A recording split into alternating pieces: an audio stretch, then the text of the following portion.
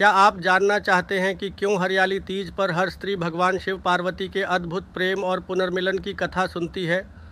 इस प्रेम कहानी में सालों की तपस्या, असंख्य जन्म और परम श्रद्धा छुपी है।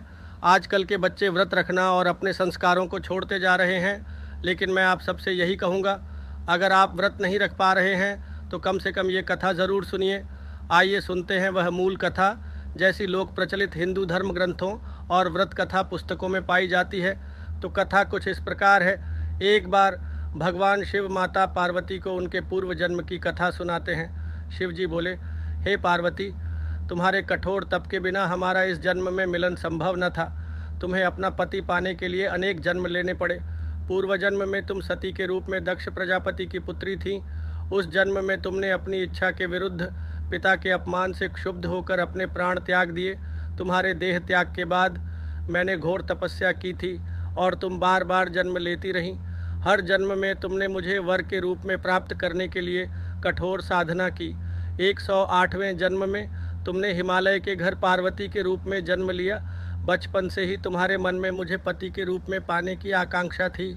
मैंने भी तुम्हारी परीक्षा लेने की इच्छा की।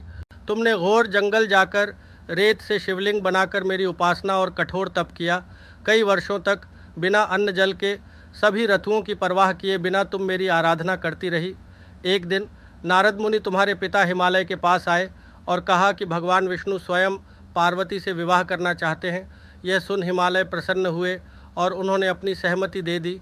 जब तुम्हें यह बात पता चली तो तुम कष्ट के कारण गुपचुप अपनी सखी के साथ वन में चली गई और वहाँ मेरी कठोर आराधना करने लगी। तुम्हारी तपस्या देखकर मैं प्रसन्न हुआ और सावन मास की शुक्ल पक्ष की तृतीया को प्रकट होकर मैंने तुम्हारी आराधना स्वीकार की और तुम्हें पत्नी के रूप में स्वीकार करने का वरदान दिया। तुम्हारी तपस्या और व्रत से प्रसन्न होकर मैंने यह वचन दिया कि जो भी स्त्री इस दिन मेरी और तुम्हारी पूजा कर इस व्रत को श्रद्धापूर्वक करेगी, उसे अखंड सौभाग्य, सुख और मनोवांछित फल की प्राप्ति होगी। हे पार्वती, तुम्हारे कठोर व्रत व उपवास के परिणाम स्वरूप ही आज हम दोनों का विवाह संभव हुआ।